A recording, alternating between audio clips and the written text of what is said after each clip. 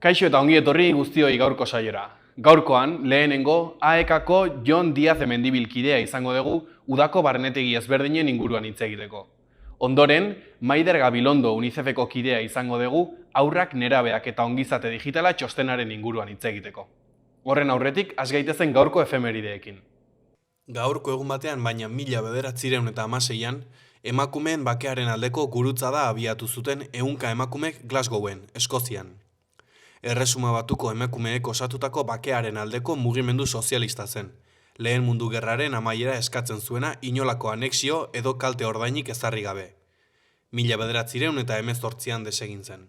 1942ko ekainaren 10ean, Auschwitzeko kontzentrazio esparruan 350 preso poloniar matxinatu egin ziren eta ihes egiten ahalegindu ziren.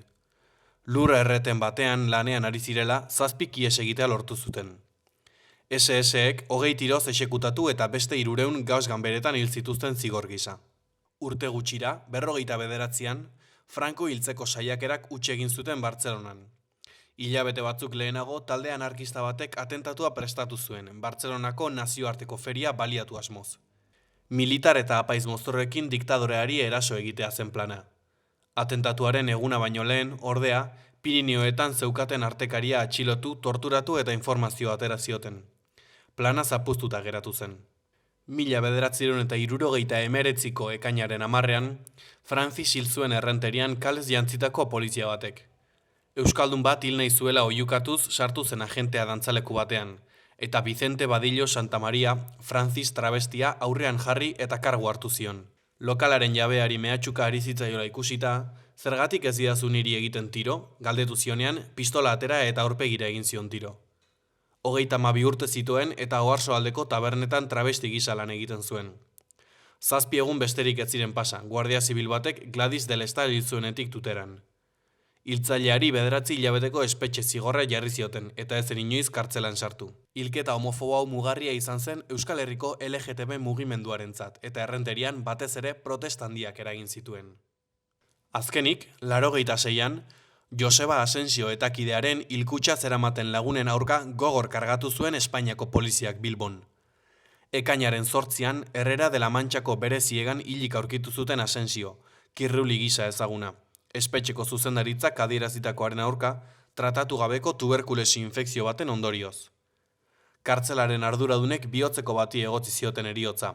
Tratatu gabeko eta osasun eta higiene baldintzak bermatzen ez diren lekuetan, garatzen den gaixotasunaren arrazoia ezkutatuz. Errepasatu dezagun aste honetako agenda.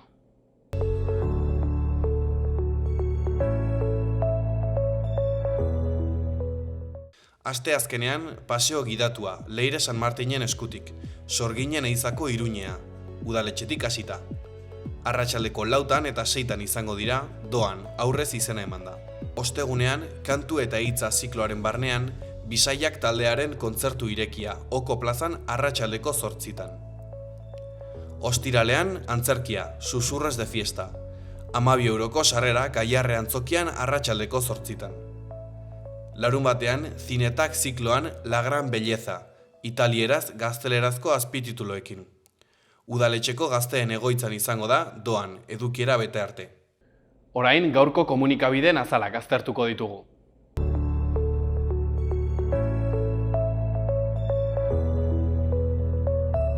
Diario de Noticias egunkarian horrela dio lerroburu nagusiak. Sustantzia kontsumitzen dituzten gazteen ia erdiak arazo psikosozialak dituzte. Adituek ohartarazi dute azken urteotan ziberjazarpen kasuen, buruko osasun arazoen eta delitu izan daitezkeen sare sozialetako jokabideen gorakadaren inguruan. Argazki nagusian, Nafarroako ilustratzaileak atzo jaso zuen saria gobernu autonomikoaren eskutik. Honen titularrean, irudimena eta pentsamendu kritikoa. Cristina Moreno Bitas ilustratzaileak irabazi du 2026ko talentu artistikoa sustatzeko Nafarroako saria. Goiko ezkerreko berrietan, 16.500 euroko isuna etxebizitza sozial bat turismo apartamentu gisa alokatzeagatik. Azpian, Iruñeko bilkurek protesta profila indartzen dute. Jarraian, Azkoienek negozio zifra errekorrak lortu ditu, 211 milioirekin. Eskuineko berrietan, Oriz, Bilabako Longraf biltegiaren eraispena hasi da. Bestetik, Aita Santuak Bartzelonatik katalanez hitz eginez, batasunaren eraikitzaile izatera dei egiten digu. Diario de Navarra egunkarian horrela dio lerroburu nagusiak. Enpresariek erantzukizun partekatua eskatzen dute absentismoaren aurrean. Nafarroa eta Aragoiko 50 enpresa elkartu dira Iruñean elkarlana sustatzeko. Irudi nagusian, Carlos Herrera Jose Javier Urangaren seme-alabekin, Jesus eta Carmenekin eta Alfonso Bañon Irujorekin, erdian Diario de Navarrako kontseiluko presidentearekin. Honen titularrean, Askatasunaren saria. Carlos Herrerak Jose Javier Uranga saria jaso du eta kazetaritza askatasunaren artilleria dela defendatu du. Beko berrietan, Aita Santua katalanez hitz egin du batasunerako deia egiteko. Bestetik, Ramon Lázaro kirol ustelkeria talde baten ustezko buruzagia.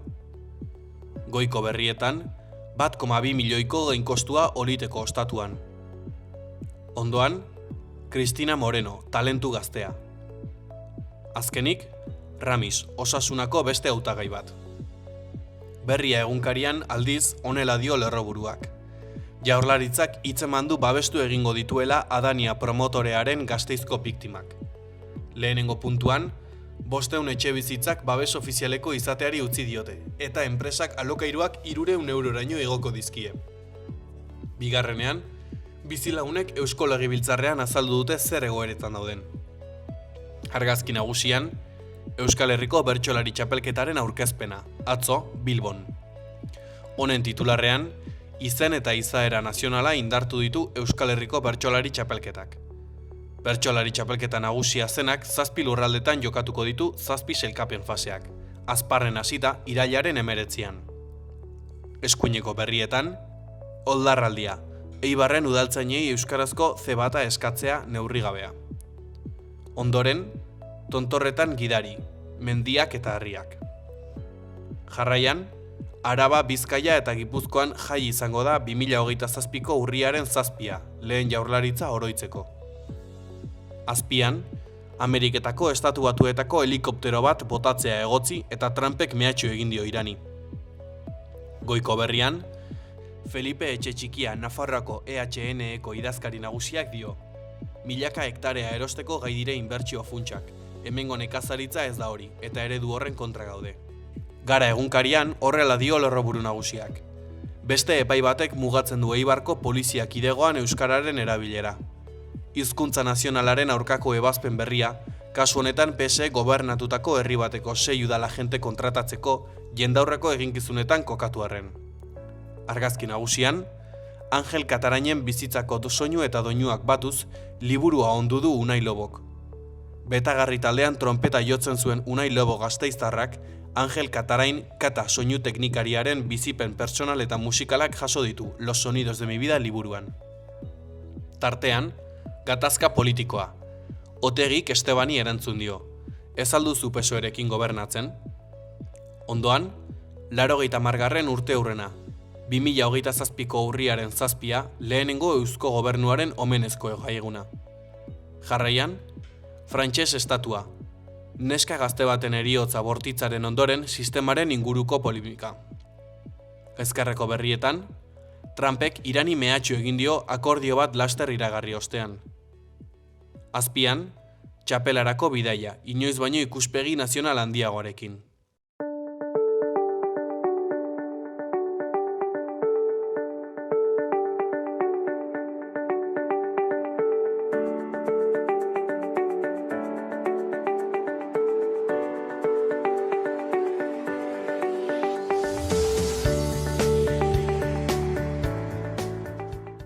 Kaixo eta ongi etorri gurera, Jon, zer moduz? Oso ongi, plazer bat hemen egotea. Plazer bat hemen jasotzea. Gaurkoan AEK-aren izenean zatoz. Udako eskaintzaren inguruan, ja dagoeneko martxan zabiltzate, hitza emango dizut, zuko beto azalduko bezalako. Zein da AEK-aren udako hortengo eskaintza? Bai, jendeak badakienez, normalian gure ikastaro arrunta izaten da urritik ekainera, beraz oin nahi gea ikastaroari amaiera ematen. Baina, zuk esan bezala, udari begira ere eskaintza zabala badakagu. Jendeak gehiena ezagutuko duna barnetegia izango da, geho aipatuko ditugu, badaude hainbat barnetegi mota. Eta horrez gain ere, saiatzen gea euskaltegian bertan ikastaro trinkoak eskaintzen. Hau da, abuztuan, Iruñaldian dabilenari, aukera emateko, saiatzen gea maila guztitan ikastarok eskaintzen, abuztuko 2 astetan ere. Aurtengo leloa, ez dakit udaro daukitzen duzuen lelo berdina edo aldatu diren zuen, baina aurten esan duzuen uda bizi euskara eroso ikasten. Zer esan nahi duzu horrekin? Bai, lelua ez dakit aldatzen den ikuste baietz, irudia behintzat bai. Eta, pixkat hoi ez, saiatzen gea lelua moldatzen udara eta, ez dakit, berotasun sentsazio hori ematen edo, hau da, noski euskaran ikas prozesua badela ere, baina, beste modu batian dela, ez dakit, beste berotasun batetik edo... Aipatzen zen hori ez, uda garai berezi bat da euskara, kasu honetan euskara, hizkuntza bat ikasteko, jende asko ere oporretan dago, ez berdintasun ditu udaran ikasteak? Nik uste gehiago lotu dezakegula igual aisialdiakin, eta hori oso desberdina da, hau da, ez da gauza bera ikasturtean zehar bazuk normalian, ez? Ikasle batek badu bere lana, bere 8 orduak, eta bada esfortzo handiagoa esango nuke euskaltegira bertaratzea, eta egunero, ez? Prozesu hortan egotia. Uda lotuko nuke gehiago, jendeak oporrak hartzen ditula euskarari denbora eskaintzeko, eta pixkat hortik bizi dula, esango nuke. Jendeak aprobetxatzen du udako eskaintza hau euskara mailan jauzi bat emateko, edo gehiago izaten da, aipatzen zenuen ez, aisialdiarekin lotzeko, erosotasunarekin... Bi gauzak esango nuke. Bai, ze bada izan daiteke urtean zehar ikasitako horrei bultzada bat emateko ere bai, ze 2 astetan kriston hobekuntzak nabaritzen dira. Batez ere ikasleek nabaritzen dute, ez dakit, txip aldaketa bat, edo jariotasun bat, edo bultzada bat, zaila dena ikasturtean zehar ematia, ez da gauza bera egunean 2 ordu jutia, edo 2 aste zehotia murgilduta euskeran, 2 aste, 24 ordu euskeraz pentsatzen eta hitz egiten, orduan horrek emate dizun bultzadakin. Eta nik uste hori dela desberdintasun handia. Nola etortzen dian eta nola ateratzen dian, jario batekin eta erreztasun batekin. Hori imaginatzen dut, zuek ere lana izango duzuela, zuk aipatzen zenuen ez, uda askotan lotzen dugu aisialdearekin, aldiz hizkuntza bat ikastea, ez dugu lotzen askotan aisialdiarekin. Nola egiten duzue ikaskuntza eta aisialdea uztartzeko eta lotzeko? Saiatzen geha barnetegiak eskaintzen hortarako edo bide eman dezakeen tokia proposetan. Bai, igual aipatuko ditugu, herri zehatz batzutan ematen ditugu barnetegiak eta herri horiek ematen dute aukera eskolak ematiaz gain, klaseak ematiaz gain, bertan ekintzak egiteko, mendira juteko, edo tailerrak eta egiteko, edo inguruko festetara juteko, hau da, kontestu egoki bat izatea ikasientzat.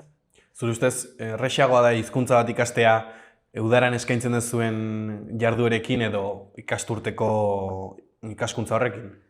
Nik uste udakoak laguntzen dula asko. Nik asko gomendatuko nileke ikasei. Esan bezala, badelako plus hoi, ez? Kontestu zehatz batian lantzeko aurretik ikasi ez duna. Eskolatik kanpo, badelako toki bat, non erabil dezakezun ikasi ez duna kontestu erreal batian, eta bertako jendeakin, eta bertako iturekin. Zuk aipatu duzu, udara honetan barnetegi mota ezberdinak eskainiko dituzela, barnetegiak badira AEK-aren irudi moduko bat. Bertara doan pertsona batek, barnetegi bat orokorrean, zer aurkitzen du barnetegira dijoan pertsona batek? Bai, agian, geho banatuko ditugu, ze barnetegi mota dauden. Ohikoena izango litzateke euskalduntze barnetegia, barnetegi arrunta, deitzen dena. Eta horre, nahiko kaineroa izaten da egunean 6 ordu izaten dira klase, orduan batzuk hasieran pixka beldurtzen dira. Baina, egia da, hortara doa zela, ez da gauza bera zure egunerokotasunean 6 ordu eskaintzia, ia ezinezkoa da, baina bai. Eta, saiatzen geha pixkat klase dinamikoak eta egiten, eta 6 ordu horiez gain, beti antolatzen ditugu gauza pila bat. Orduan aurkitu dezaketen hau da, alde batetik eskolak, lantzeko ikasi dutena, baina gero bestetik beti tailerrak, txangoak, eta aipatutakoa aurkitu dezakete herri euskaldun bat Hau da, ez dela mugatzen beraien erabilera klasetara, baizik eta gero ondoko tabernara juten badia, dena euskera zentzengo dutela, han erabil dezaketela. Orduan, bueno, eskaintzen diogu toki seguru bat ere bai praktikatu dezaten.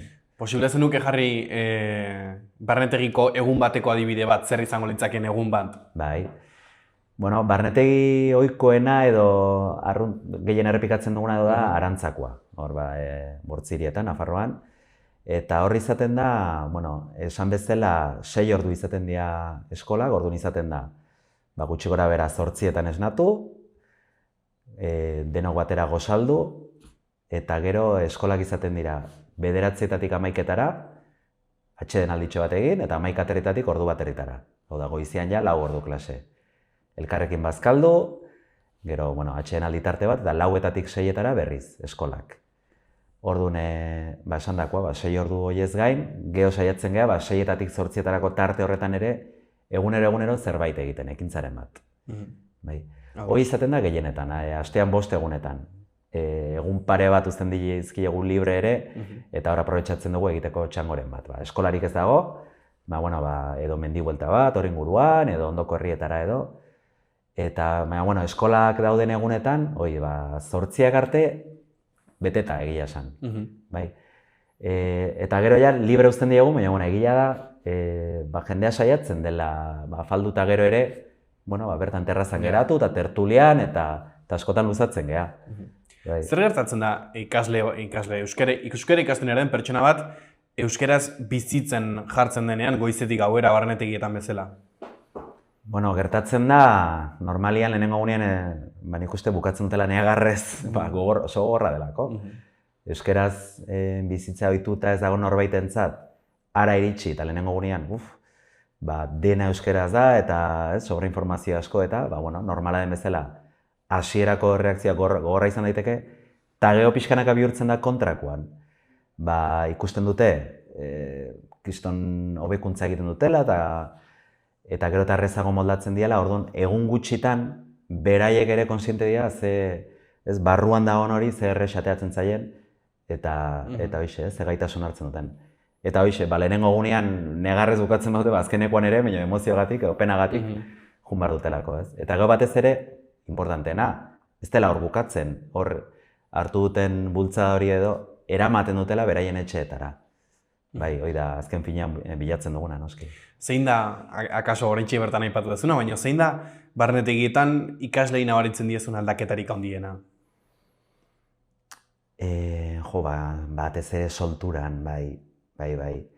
Ze, karo, da, behaiek ohitzen dira, berain artean ere sortzen duten harreman euskeraz, da. Orduan, esan dakoa, da, normalian ikasturte batian zehar nabaritzen dilezun hobekuntza hori, nabaritzea egun gutxitan, egun batetik bestera. Lehenengo gunean kostata komunikatzen, bigarrenian, pixkanaka, eta bigarren hastian aldiz, berai konturatu gabeia, kriston solturarekin, ez? Ez dakitzu egona zeran barnetegiren batean, Jon, badokazu esperientzia edo ditzapen bereziren bat bereziki gordeta? Bai, egon izan, egia esan askotan eta oroitzapen asko. Adibidez, egon naiz barretegi arruntetan, eta horre ezagutzen zu jende asko bertakoak, kanpotik datozenak ere, bai, agian hori izan daiteke bereziena, ez?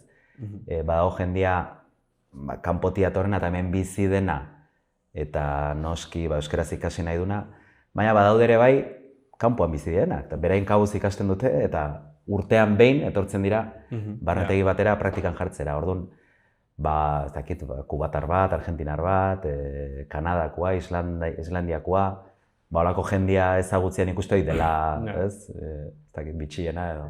Ikaslek zer kontatzen dute barnetegia bukatzen denean, itzultzen direnean? Bueno, askorentzat nik uste izaten dela, txikitan udalekutara joten ginen bezala, emozio horrekin bueltatzen direla. Batez ere lehenengoa egiten duzunean, orduan, nik uste ia denek kontatzen dutela, ez dakit behintzat, mugarri bat izan dela, beraien ikas prozesuan, orduan,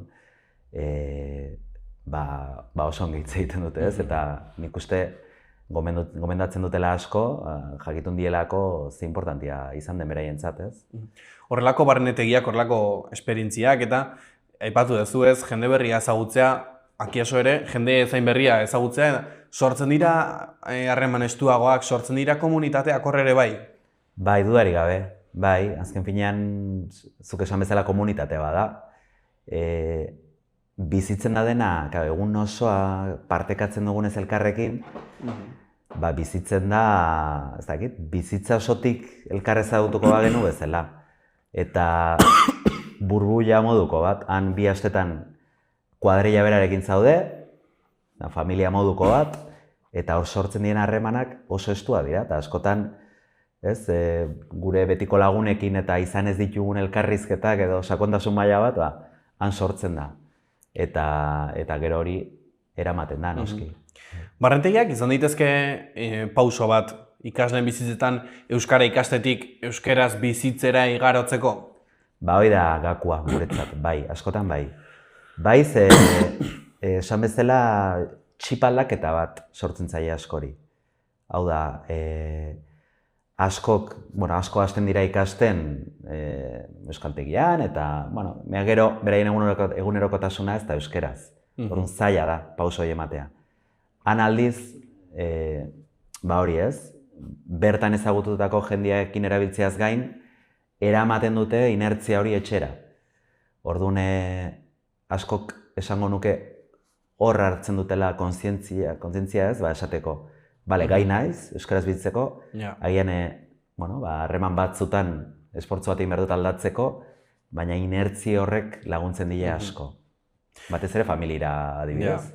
Orain familiak aipatzen dituzula, aipatu behar nuen, justo barnetegi arruntak edo ohikoak nahiko ondo saldu ditugu, baina badituzue uda honetan beste barnetegi mota batzuk adibidez, familien barnetegiak. Bai, hoi da, arruntak izango litzateke, edozein pertsona heldurentzat, arajun eta zure eskolak eta bar. Familia barnetegiak izaten dira 4 urtetik 12 urtera bitarteko ume bat duten gurasoentzat, joateko elkarrekin, bai?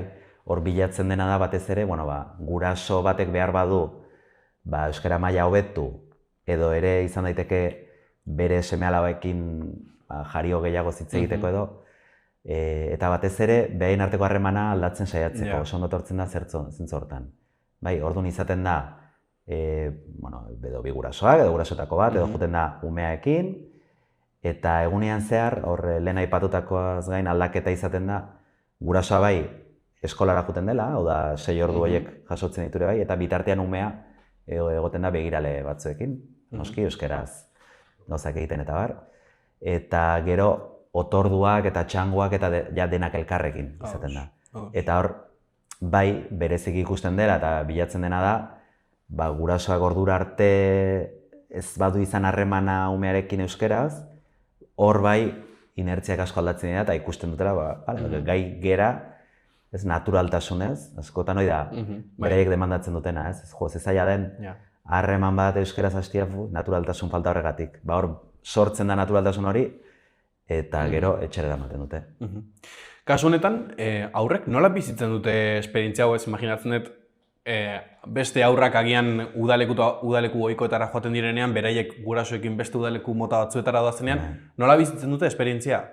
Oso berezia da, azken finean da, zure gurasoekin oporretara jutea, baina zu bezalako beste familia batzukin batera.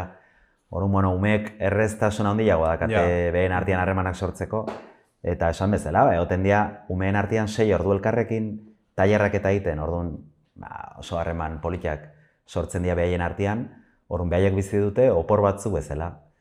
Eta, behaiek ez da ze puntu daño konstiente dien, bere gurasoek egite duten sakrifizioaz, baina, ikusarazten zaie ere bai. Ze askok igual umeek badute gaitasuna euskeraz bizitzeko, baina igual ez dute ohitura, eta igual hor badute joera batzuk gazteleaz hasteko, eta bada modu bat ikusarazteko ere, esateko, behitu zure gurasoa ze saiakera egiten nahi den, zure saiatu zaitez, eta ordura arte ohitura ez badu izan bere gurasoei euskeraz hitz egiteko, bultzatzeko ohitura hori. Zuek ikusi duzue emaitza onak ematen dituela esperientzia honek? Aldaketak sortzen direla familietan? Bai, gaina esan bezala ikusten da han bertan, eta gero beraiek eskerrak emate dituzte, bai, etxera bereintzat zea berazgarriago, ikustea baino bertan ikasi duten eta bertan sortu dituzten ohitura horiek etxera eraman ditzaketela, ez? Orduan, bai, feedback oso ona jasotzen dugu, zentzu hortan. Familia barnetegi azkain, badaukazue beste barnetegi mota bat, niri kuriosia asko piztu diana. Barnetegi ibiltaria, zer da? Bai, bueno, justo 25 urte beteko ditu aurten, hau da, bada urtero eskaintzen dugun zerbait, eta eskaini izan dira 2 motatako ibiltariak, edo oinez, edo bizikletaz. Bai, horre, desberdintasun nagusia da, eskolarik ez dela egoten, hor bultzatzen dena da, egunean zehar, ibilaldiak egitea, eta noski dena euskeraz izatea. Orduan, bere garaian sortu zen bizikletaz, azken urtetan oinez egin izan da, adibidez, oidanik egin izan dudana, eta urten 25. urte hurrena denez, berriro eskainiko da bizikletaz. Orduan, nik gehiago ezagutu dut oinezkoa, eta hor izaten da, bada modu bat, euskara praktikatziaz gain, Euskal Herria ezagutzekoa, zerbaitu hemen zenbat mendita, zenbat paraje dazkagun, eta gero ere, antolatzen dira, tailerrak eta gauzak, eta bai, bada modu bat, eskolez gain, ere bai, 2 astez, murgiltzeko euskeraz eta praktikatzeko. Jende mota ezberdina animatzen da proposamen honetara, edo profilantzekoak izaten dituzue? Hor saiatzen geha zabaltzen, ez dela kirolarientzako zerbait. Noski, minimo batzuk behar dira, eta... Bai, kasu honetan bizikletaz izango da, 60 kilometro izango dira egunean, baina oso komunitatean eta oso patxadaz. Hau da, egun osoa dago hortako. Bai, orduan, bai da pixkat mezua, ez? Ez dela... Done jako bidea egitea eta alik eta azkaren iristea eta ez da. Egun osoa dago hortako, dozein arazo baldin badago elkarren artean laguntzen geha, eta pixkatoi da bilatzen dena, ez? Gero ere jakiteko, badago egoten da furgoneta bat, errefortzu gisa, hau da, zuara jutentzea zure motxila handiarekin, eta bar, baina egunean zehar motxila handi hori furgonetan doa. Zu bakarrik kezkatu bertzea, zure biziketakin, iristiaz, ez? Antolakuntza ona. Bai, hoi da. Eta gero lotarako, izaten da, edo kanpinak, mendilan lo inezkero, kanpinak montatzen dira, edo bestela aterpetan, edo bestela batzuetan frontoietan, herriko frontoietan. Zer uzten du esperientzia honek ikasleengan beste barnetegi motek uzten ez dutena? Nik uste, oinezkoetan behintzat, ematen da aukera egun osoan zehar hitz egiteko. Ja. Orduan, ematen duna da, ere bai, kiston aukera, hainbat elkarrizketa izateko euskeraz, eta, zu bezalako jendeakin. Eta ematen dio, ez dakit, beste abentura kutsu bat, ere bai, kirola egite duzu, ere bai zaude irekiago, naturan zaude. Konbertsazioak igual ez dira itxiak ere, ez? Ez, hor, sakontasun maila ondila lortzen da. Eta, gaina, naturan zaude, uda da, beste jarrera bat egin zaude, eta hoixe, ematen du beste testu inguru bat. Gaur egun, Jon, zein da helduen euskalduntzearen egoera? Bai, galdera sakonagoa da, eta igual, bereiztu beharko genuke, hemen Nafarroan, edo beste tokietan. Nire partetik esango da, ekatik behintzat, matrikulazioa urtetik urtera gorantz jundela. Baude hainbat arazo larri eta hainbat gauza erreparatzeko, eta hain zuzen ere, larun bat honetan badugu pizkundearen manifestazioa, eta hainbat gauza erreklamatzeko, ze, haindikan falta zaizkigu gauza asko normalizaziorako, instituzioen partetik, eta bar. Azken urteetan zehar aldatu dira jendea euskara ikastera etortzeko motivazioak? Bai, behitu, nik nire kasutik helduko diot, ze, nik Gipuzkoatik nator, eta esango nuke EAN eta Nafarroan adibidez nahiko desberdina dela. Eta hemen topatu duana Iruñerrian izan da onerako, esango nuke, pixkat perfil mota desberdina dela. Hemen oroar, euskaltegitara hurbiltzen den jendea da, euskeraz bizi nahi du lako. Hau da, nahi du komunitate horren parte izan, nahi du euskara ikasi, erabili, ingurukoekin hitz egin, eta bueno, animatzen dira klasez gain, antolatzen ditugun ekintza guztietara, badelako, konstiente direlako, idela ikasprozesuan parte. EAen aldiz ikusi dut joera gero eta gehiago izan dela azterketei begira. Bai, zergatik, normala da, gero eta gehiago eskatzen delako, eta orduan askok ja lotzen dute horrekin. Ni noa euskaltegira, nire titulu ateratzera, eta niri ez eskatu gero klasiaz aparte, ez dakiz ekintzatara juteko edo, nik nahi dut azterketatera eta punto, ez? Orduan, bada joera bat pixkat kezkatzen gaituna, eta espero ezagun ona ez iristea. Ze falta da euskara ikastea errexagoa izateko, jende asko esaten du ez, euskara oso zaila da, zer falta da, aipatzen nuen ez, euskara eskuragarri izateko denontzako?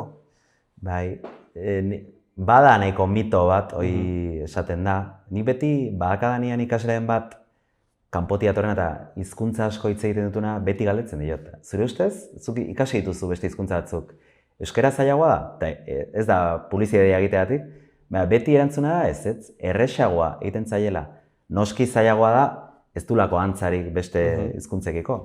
Baina esate dute gramatika aldetik eta logika aldetik eta errexagoa dela. Orduan, igual behar duguna da kanpaina bat ikusarazteko mito hori deuseztatzeko eta ikusarazteko errexagoa dela. Behar dena da, normaltasun bat eta espazio gehiago gero ikasitako hori erabili ahal izateko.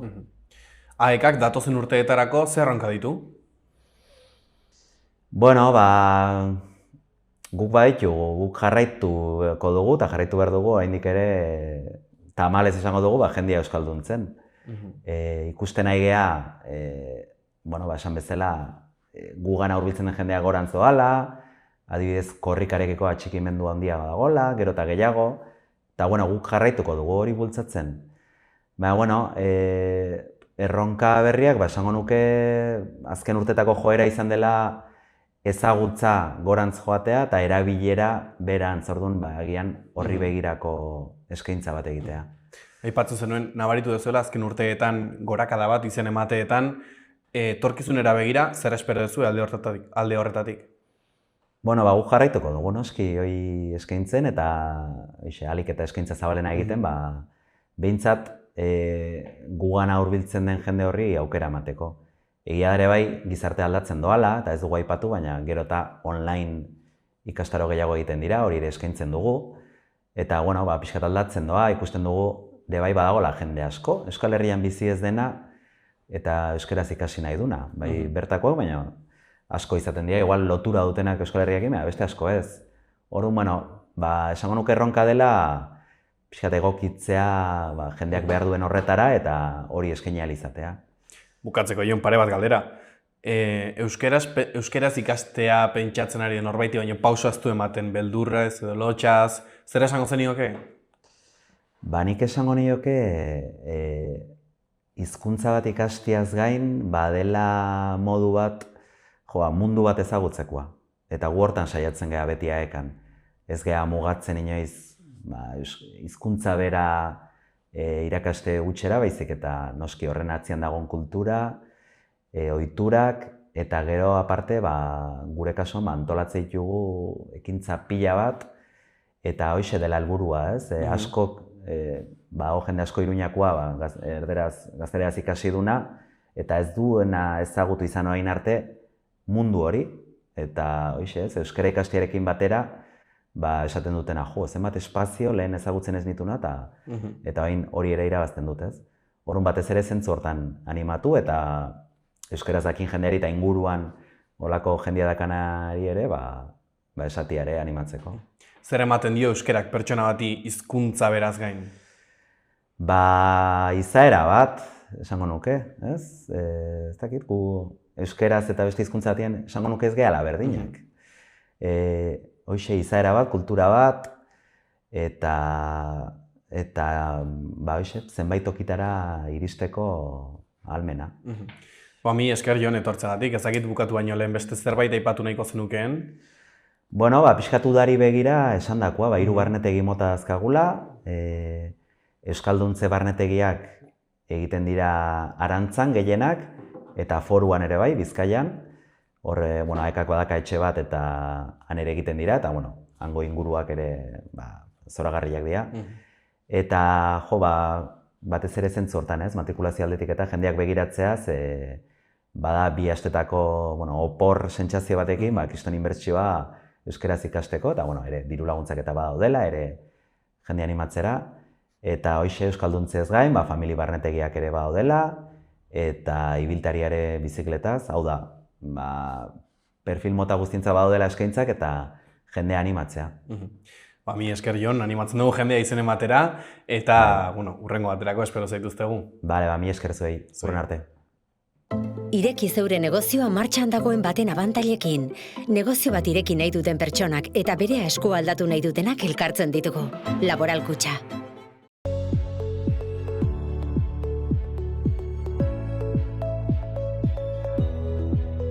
Kantauri isurialdean hodeiguneak, hegoaldean giro argiagoa. Ipar partean behe-hodeiak nagusituko dira eta baliteke tarteka ere euri pixka bat egitea. Arratsaldeak aurrera egin ahala hodeitza saretuz joango da.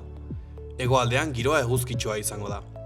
Haizea iparraldetik ibiliko da eta goizean ipar-mendebaldekoa nagusituko da kostaldean. Temperatura maksimoetan ez da gorabehera handirik espero. Ostegunean temperaturak gora egingo du eta arratsaldean eguzkitsu geldituko da.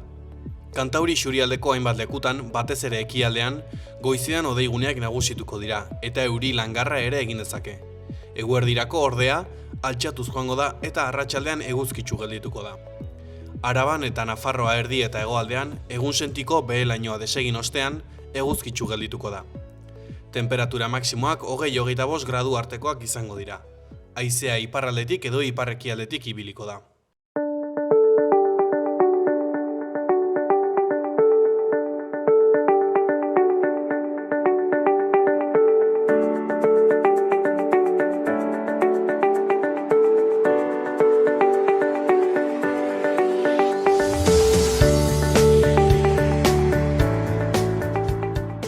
Kaixo eta ongi etorri gurera, Maider, zer moduz? Kaixo, zer moduz?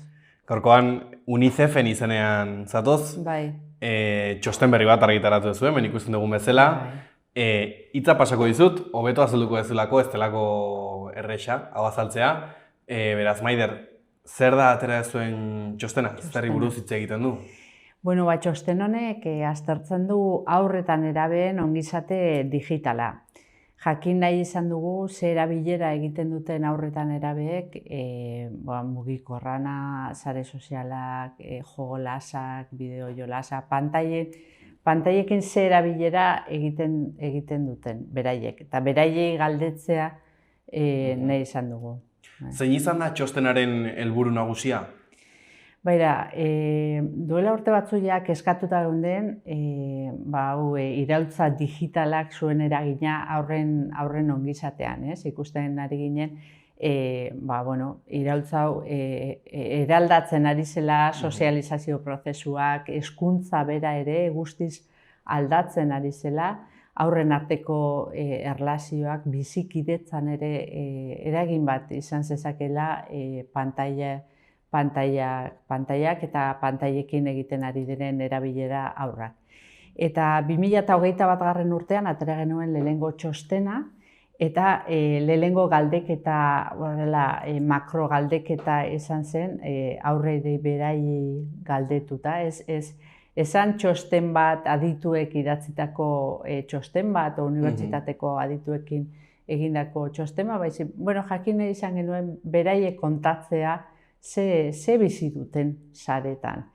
Eta hor, gai pila bat atera zitezkigun, eta penaz gelditu ginen beste gai asko sakonago aztertzeko premia ikusi genuelako, ez? Eta, pasa dira urte batzu, tokatu zitzaigun txostenaretan pandemia, eta pandemiak ere, guzti desbirtuatu zuela egoera normal baten egiten den erabilera. Eta orain, 2024 urtean, erabaki genuen beste txosten bat martxan jartzea. Estatu mailako txostena da eta 100.000 aurren erantzuna jaso ditugu. Hemen Nafarroan 1.870 aurrek erantzun dute.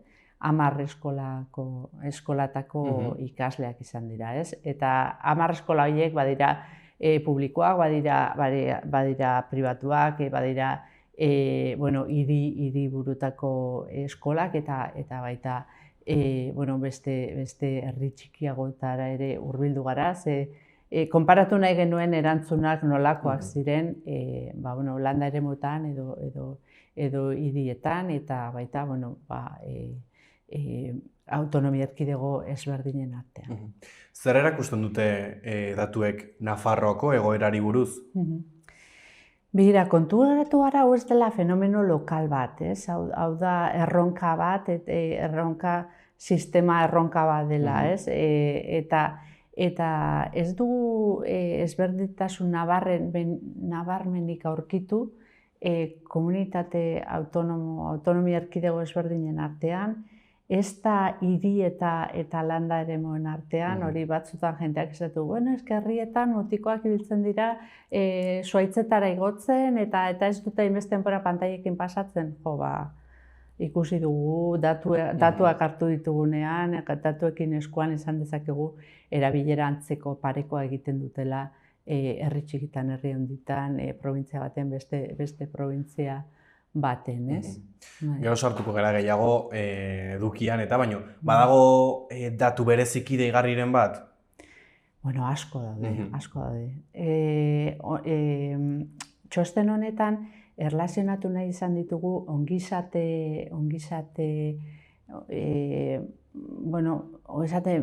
mentala edo salud mental esaten dena, ez? Eta pantailen erabilera, eta hor gurutzatu ditugunean datuak gauza adierazgarriak azaldu dira. Ezin dugu esan zer den lehenago esaten dena arrautza edo oiloa, baina badakigu eragin handia dagola pantailen erabilera eta ongizatean artean. Txostenaren arabera, aipatzen duzue, haurren lehenengo mobila iristen dela 11 urte eta zerbaitekin. Harritu zaitu emaitza honek? Aurreko txostenean ere datu antzekoa azaldu zigun, esan dezakegu pixka atzeratu egin dela eta pixka Nafarroako egoera hobea dela estatu mailako egoera baino, baina bai, hor 11 urte inguruan ematen da media. Karo, hori media bada, horrek esan nahi dut, badirela batzuk 9 urtekin jasotzen dutenak eta beste batzuk 14kin, media da. Eta gero, hurrengo aldera denak egiten digutena da, goizegi da, ez da, noiz da, momentu egokiena. Uste dugu goiz dela, ikusten dugu oraindik ez direla gai ondo gestionatzeko ez denbora. Gero algoritmo bat ere hor badago, adin txikiegia daukate eta ez dakite nola gestionatu guzti hori, eta horren ondorioz erabilera problematikoak ere ikusten ari garela. Gizartea prest dago eta familiak prest daude egoera honi aurre egiteko eta adin hori berandutzeko? Zaila da. Txostenak esaten digu, liskar handiena familia artean ematen direla mugikorrari pantaileri atxikitutako arazoegaitik. Ordan hori meloia handi bada familia gehienetan eta gestionatu beharreko meloia da. Ezin dugu esan, ala ja aspertu nahi zure eskaerak entzuten eta hor duzu mugikorra. Ze kotxea ez genion horrela emango aurrari, ez? Gidatzeko gaitasunik ez baleuka, ez genioke kotxetik emango, ez? Ez badauka nabigatzeko eta seguru nabigatzeko gaitasunik ezin diogu mugikor bat emon internetekin.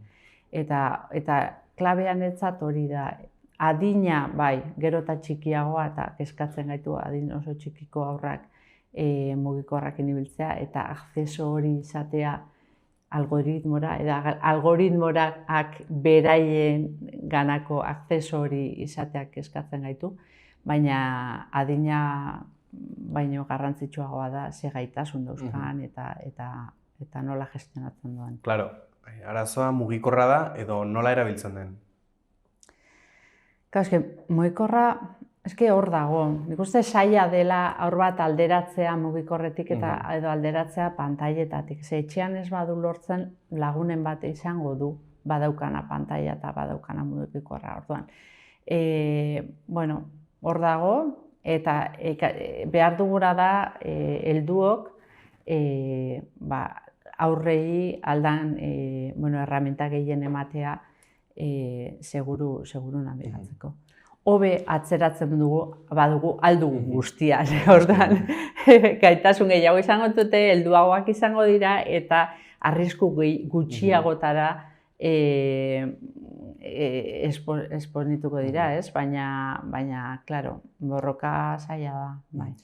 Txostenan agertzen den beste datuetako bat da, Nafarroako ikasleen 91% sare sozialetan dagoela.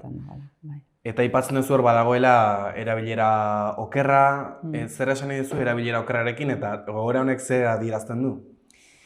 Begira, gauza pilo bat azaldu zaizkigu, ez?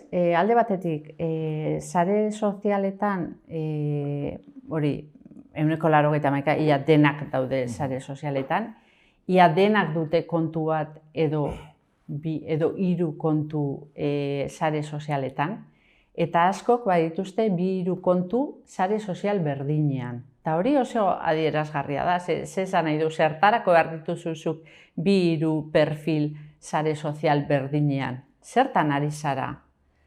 Hor, argi dago engainatzen ari zarela. Norbait, ez dakigu familia, lagunak, hor badago zerbait susmagarria. Beste alde batetik, ikusten dugu nerabezaroa dela momentua sare sozialetan, esan dezakegu 14-16 urte inguruan hor ja denak daude sare sozialetan, baina portzentai oso handi bat ja 11-12 urtekin ondiok lehen hezkuntzako haurrak ja sare sozialetan sartuta daude. Nola sartu dira sare sozial horretan? Nork eman die baimena, nola lortu dute saltatzea hor segurtasun dauden mugak? Beraiek beraien lagunen laguntzakin lortu dute, edo gurasoak izan dira sarrera eman dietenak TikTokera eta horrelakoetara, ez dutelako ikusi ze arrisku daukan asunto honek. Eta gero beste gauza adierazgarri bat ikusten duguna da, neska eta mutilen artean oso desberdintasun handia daudela ze erabilera egiten ari diren. Eta neskak askoz aktiboak direla sare sozialetan. Kontuak dituztelako eta historia gehiago, argazki gehiago, edukin gehiago igotzen ari direlako mutila baino. Berriz, bideo-jokoen kasuan alderantzizkoa da. Neskak gutxiago erabiltzen dituzte edo astean ordu gutxiago ematen dituzte jolasten bideo-jokoetara eta berriz mutikoak ordu pila ematen dute. Batez ere nerabezaroko lehen urteetan. Ikusten dugu ESO lehenengo mailatik batxilerrera nola portzenteia jaisten ari den, interesak galtzen dute mutikoek, baina egia da 75% mutikoa direla bideo-jokoetan ari zen. Sare sozialei buruz hitz egiten, noiz pasatzen da erabilera bat arrunta izatetik, ohikoa arriskutsua izatera edo problematikoa izatera? Hor adituek esaten digutena da, guk OMS-eko gomendioa jarraitu ditugu, hori erabakitzeko ze momentutan dan erabilera problematikoa edo, osasungarri ez dut esango, baina ez hain problematikoa.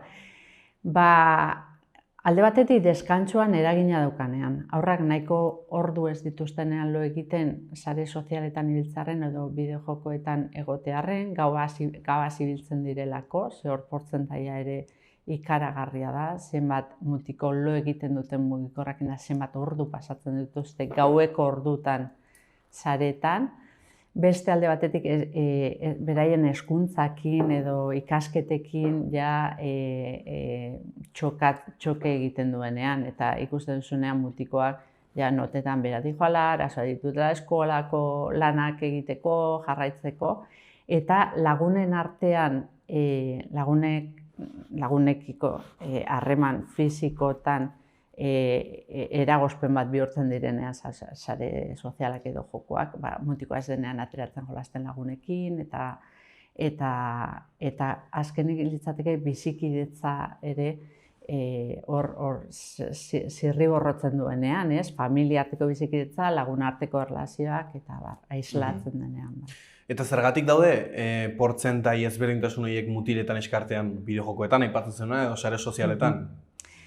Hori guretako ere erronka bada jakitea zer gertatzen ari den horrez. Bueno, egia da, hor aztertu dugu influencerrak eta holakoak zer egin duten, badakigu hor moda eta hor askoz gehiago kontsumitzen dutela neskak mutila baino, eta igukin asko dagoela hor beraiei zuzendutakoa.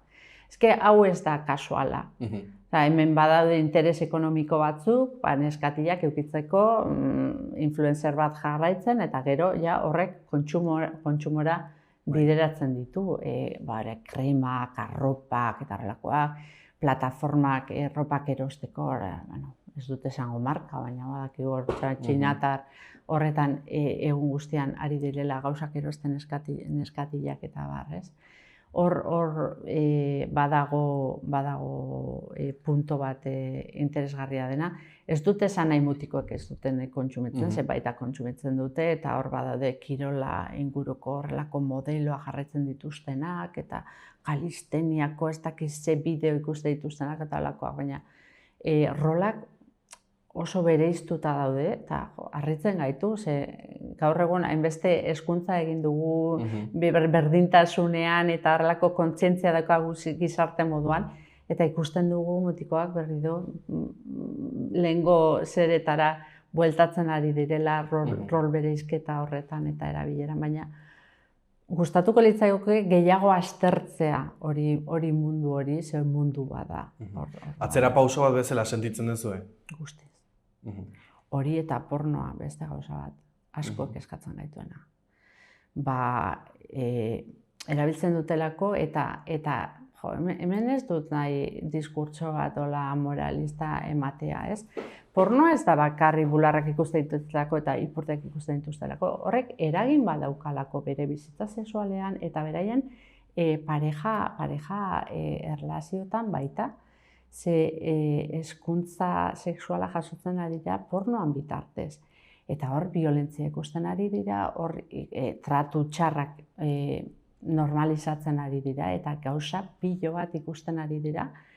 Eta beste alde batetik esaten dugu, eskolan egin behar da, holako hezkuntza eta bai, baina gero, aber zer duen eragin gehiago mutikoengan, eta hau meloi handi bada, eta genero biolentzian eta parejarteko bikoten erlazioetan eta eragin handia izaten ari dena. Hasieran aipatu duzu txosten honen ondorio nagusienetako bat dela badagoela harreman bat teknologien eta ongizatearen emozionalaren artean. Zein da harreman hori? Guk ikusi dugu, alde batetik aztertu nahi izan dugu zein den ongizate emozionala, bizitza kalitatea eta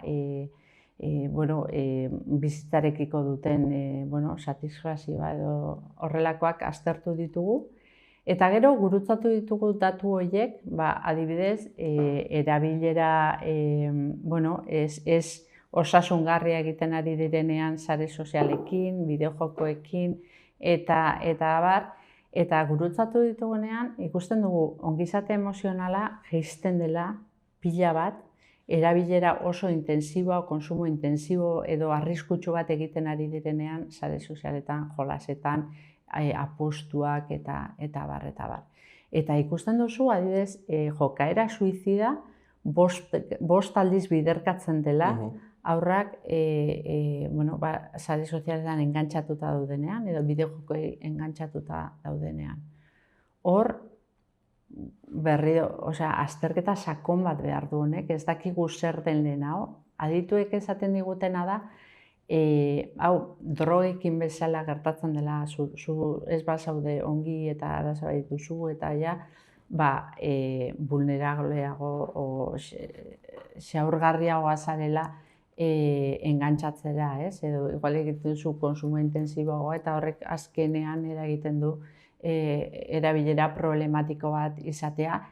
Eta beste alde batetik, erabilera problematikoa egiten ari bazara, gero eta aislatuago zaude sozialki, gero eta arazo gehiago dituzu, osasun arazo gehiago, osasun fisikoko arazo gehiago baita, segun guztia jarrita baldin bazaude pantailan aurrean, eta gauta egun aldi bazara jolasten horrek baditu ondorio batzuk, zure biztan, bizkarra, obesitatea, gero baita, ikusten dugu saretan denbora guztian publizitatea sartzen ari zaiela, edari energetiko horrelako azukarrez betetako edariak, hamburguesak eta horrelako bombardatzen dituztela aurrak guzti horrekin. Txostenaren beste aurpegietako bat bada indarkeria. Oraindik ere indarkeria aipatzen dugunean, kostatzen zaigu indarkeria digitala fisikoaren parean jartzea. Zergatik gertatzen da hori? Begira, alde batetik datuek diotelako ziberbiolentzia edo ziberjazarpena bajuagoa da, proportzionalki bajuagoa da jazarpen fisikoa analogikoa esango dugu baino, ez? Baina, klaro, intentsitate asko handiagoa da. Ziberjazarpena jasotzen ari den aurra, o pairatzen ari den aurra, 24/7 pairatzen ari da. Egun guztian pairatzen ari da. Orduan, oso kezkagarria da hori alde batetik. Eta beste alde batetik, adituek diote, hemen gure txostenean hainbeste ez dugu aztertzen hori, baina nota hartu dugu hurrengo txostenerako hobeto aztertzeko, ze eragin daukan, adibidez, bideojokoak, bideojoko biolentoak, gero jazarpen fisikoan, ez? Ikusten ari dira, adituek diote ikusten ari dela jokabideak aurrengan, errepikatzen dituztela patroiak jokoetan ikasten dituztenak. Hori alde batetik. Eta beste alde batetik, ikusten dugu, kasu batzutan, hauek, ez dakit influencer esan, youtuber hauek komentatzen dituztena bideojokoak eta bar, nola tratatzen duten jendea, ez? Emozioan tal, edo zer gauza esaten diote besteai, eta oso gaizki tratatzen dituzte, beraiekin jolasten ari direnak edo zer gauza esan da violentzia kota handi batzutan tratatzen. Eta, klaro, gure aurretan erabeak hor sozializatzen ari dira, hor ari dira ikasten nola tratatzen den jendea. Eta beraiek eredutzat daukaten youtuber horrek ikusten dute nola tratatzen duen jendea, eta ez dute, horrela tratatu behar da jendea. Hala, ostikadaka, eta gaizki tratatu behar da. Eta horrek eragina dauka gero, kalean o eskolako patiotan ikusten ari garen gauzekin. Beraz, oso lotuta daude, bi fenomenoak, jazarpena eta jazarpen fisikoa, eta gero bideojokoak, YouTube eta hori guztia aurren paren arteko biolentziakin. Helduek ezagutzen dute edo kontziente dira nerabeek sareetan bizi dutenaz? Ez. Nik uste ez. Nik uste ez, proba da bestela 9 urtekin ezenioke emango mugikor bat internetekin mutikoari. Kontziente bagina heldu guztiok ze arrisku daukaten eta ze arriskutan bizi diren ez genuke hain errez emango mugikor bat. Nik uste kontzientzatu behar dela, hobetu da kontzientzia, gero eta jende gehiago dago kontzientziatuta, eta hor badago mugimendu bat gurasona ere, paktuak egiten ari direna, mugikorrak ez emateko, eta horrelakoa. Nik kontzientzia badago, baina oraindik ere asko falta zaigu, oraindik nik uste ditut kalean, ziletan ikusitan nago mugikor batekin besoetako aur bat, eta nik uste oraindik lan asko daukago egiteko. Eta kezka badago, bai galdetu dugu, gurasoei galdetu diogu, eta baita mutikoei bere gurasoen gaitik, eta bai esaten digute gurasoek, 56%ak hitz egiten du beraien aurrekin interneteko arriskuei buruz. Hori positiboa, negatiboa, badira, beste 50% ez dutenak hitz egiten, Eta gero denborak asko limitatzen dituzte. Osea, neurriak hartzen dituztenean gurasoek gehienak hartzen duten neurria esaten da denbora. Ze hor badago kontzientzia denbora askotan egoten badira saretan eta internetekin ez dela komenigarria eta denbora limitatzen dute. Baina ez hainbeste edukinak. Edukinak hirutik bate bakarrik kontrolatzen ditu zer igotzen ari den mutikoa eta zer ez. Nik uste gurasoak ere ez ditut kulpatu, bueno, nire guraso naiz, ez horregatik, baina nire moduan ez duguna nahi da kulpa guztia gurasoengan jartzea. Nik uste herramientak falta zaizkiela gurasoei, eta hor badare instituzioak eta lan egin behar dutena gurasoei herramienta horiek emateko eta erakusteko nola gestionatu. Bueno, frutak eta berdurak hartu behar direla erakutsi ziguten moduan, edo erretzea oso txarra dela eta erakutsi ziguten moduan ikuste erakutsi behar digutela helduoi, gurasoei nola gestionatu hau. Gurasoen papela eta gurasoak eredu dira, eta gurasoak ere ez gara ari, zaten berriz guraso moduan eta unize moduan, gurasoak ez dira eredu on bat izaten ari, ez? Baskaritan mugikorra mailan jartzen dutenean eta erantzuten ari denean, eta umean aurrean pantaila bat erdian jartzen duten bakoitzean, eta nik uste hor, badaudela gauza asko erakusteko. Aipatu duzu, hobekuntza egon dela familietan, nahiz eta oraindik hobekuntza asko ere falta den, kontzienten ez direnentzako, elkarrizketak ze garrantzi dauka, ze eragin izan dezake? Bueno, begira, guk ikusi dugu gurasoek mugikorra erabiltzen dutenean mailan, baskaltzeko, afaltzeko ordutan mugikorra erabiltzen dutenean, eta gurutzatu dugu aurren erabilera arriskutsuekin, ikusi dugu portzentaia askozaz handiagoa dela aurrek erabilera problematiko bat egiteko gurasoek mugikorra mailan erabiltzen badute. Edo mugikorrakin hogera joaten badira. Hor badaude gauza batzuk, neurri batzuk errazak direla hartzeko, eta eragin oso positiboa izan dezaketenak, ze orain ikusten ari gara eragin negatiboren bat izaten ari direla hortarako. Eta horrelako neurri batzukin mutikoari ez utzi mugikorra ohera eramaten, edo mutikoari ez erosi bere mugikorra. Hori beste kontu bada. Mutikoari usten badiozu momentu baten behar duenean mugikorra, baina berea ez bada, zurea baldin bada. Kontrola oraindik zurea da. Eta horrek diferentzia egin dezake, ni mugikorra nirea da. Usten dizut orain behar duzulako ez da izertarako, hori ere aztertu beharrekoa zen, zertarako behar duten baina pentsa lan bat egiteko, zerbait egiteko, usten dizut, baina hau nirea da, eta nik jartzen ditu normak, eta bion artean hitz egingo dugu zeintzuk diren normak erabiltzeko hau elementu. Kotxeekin horrela egiten da. Gutxik oparitzen die semeari, tori kotxea, ez? Negoziatu beharreko gauza da kotxea, ez? Nola gaizteagoa da, zailagoa da, baina, pixkat mugikorrakin, hola mugitu arginekin, nora komarzara, zein behar duzu, zertako behar duzu. Aipatu duzu, hau ez dela soilik familien ardura, ez da ere eskolena, baude denok ezagutzen ditugun algoritmoak. Denbora gutxi gelditzen dugu, baina aipatu beharreko dira, zer dira algoritmoak eta hemen ze paper jokatzen dute? Algoritmoa dira horrela, lehen zegoen hor begi bat, Gran Hermano, pelikula bat izan zen, zer egiten du algoritmoak? Algoritmoa dago denbora guztian ikasten, guri zer gustatzen zaigun da zer egiten dugun. Eta gure interesen arabera ematen digu behar duguna. Gehiago, gero eta gehiago engantzatzeko.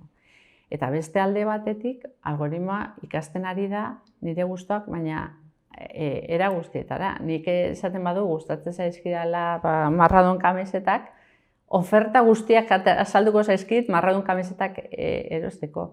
Eta gero pentsatuko du, tentatuko dut eta eskainiko diot, azkenean negozio bada.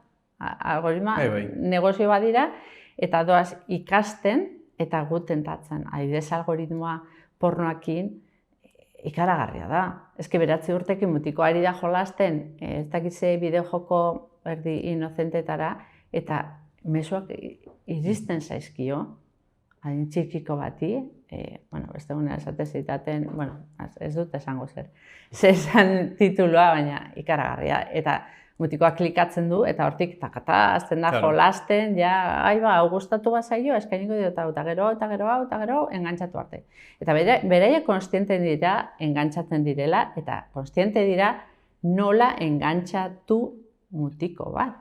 Osea, konstienteki engantzatzen ari dira mutikoak. Eta horregatik, lanean ari gara enpresa teknologiko batzukin, eta orain mugitzen ari gara kanpaina bat baita, Bartzelonako Mobile Kongresera eramateko sinadura pilo bat eta eskatzeko industriari konpromesua eta instituzioei legeak egiteko. Ze, legeak ezinbestekoa dira eta behar dugu instituzioak pixkat honetan jartzea, baina konstiente gara baita,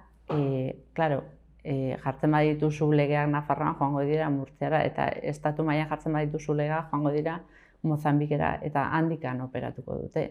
Osea, oso zaila da kontrolatzea eta legeekin bakarrik kontrolatzea. Nik uste behar dela konpromiso bat industriana eta kontzientzia bat familiena eta bai mutikoena baita. Beraiek gai izateko, detektatzeko lehenbailen, noiz ari diren bera engainatzen. Bukatzeko, Maider, 4 proposamen egiten dituzue UNICEF-etik. Zeintzu dira 4 proposamen horiek? Alde batetikan, behar duguna da, komentatzen guna, abordajea ezin da izan bakarrik familiengan jartzea soluzioa, edo hezkuntza eta eskoletan, edo instituzioetan.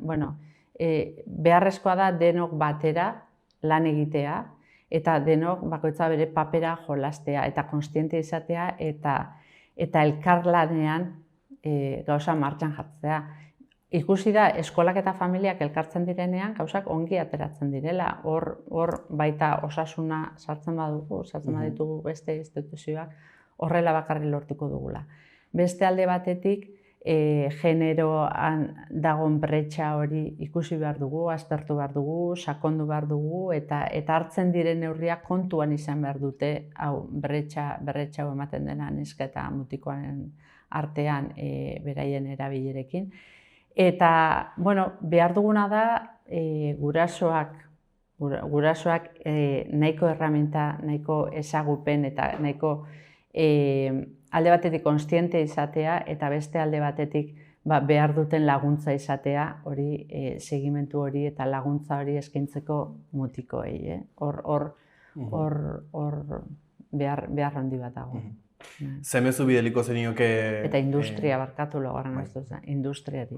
Esan dut nago, baina industriari ere eskatu behar diogu bere responsabilidade bat, eta beste alde batetik neurri batzuk hori kontrolatzeko. Zemezu bideliko zenioke 10 urteko haur bat daukan familia bati telefona eskatzen ez da eskatzen ari dela, eta UNICEF-etik zemezu bideli nahi diozu gizarteari? Alde batetik, mugikorrak hor daudela, beraiek hor mutikoak hor daudela, alduten gehienen atzeratzea hobeto izango litzatekela, eta ez emotea mugikorra prest ez dagoen bitartean. Mutikoakin ez badugu elkarrizketa sakon bat izan, hausnarketa batzuk izan gai honeri buruz, kontzientzia bat izan. Lehenago landu egin behar dugu gaia asko, eta ikusten dugunean mutikoa prest dagoela, orduan utziko diogu, eta ez da utzi eta hala egin zazu nahi duzuna, ez. Utziko diogu, baina berakin jarraituko dugu nabigatzen. Mila esker gurekin egoteagatik, Maider. Ez dakit bukatu baino lehen beste zerbait aipatu nahiko zenukeen. Mila esker guztia, animatzen du jende guztia, webgunean daukagu txostena, estatu mailako txostena, gehi 17 txosten egin ditugunak. Gero egin ditugu txostenak parte hartu duten eskola bakoitzarentzako, baina hori pribatua da, baina animatzen du jende guztia gure webgunea bizitatzen, infantzia digital jartzen baduzue UNICEF, hor aurkitu dezakezu txostena eta informazio pilo batekin. Mila esker, Maider, eta hurrengo arte. Mila esker zuei. Ireki zeure negozioa martxan dagoen baten abantailekin. Negozio bat ireki nahi duten pertsonak eta bere eskua aldatu nahi dutenak elkartzen ditugu. Laboral Kutxa. Hau izan da gaurko saioa, mila esker gurekin egoteagatik eta bihar arte.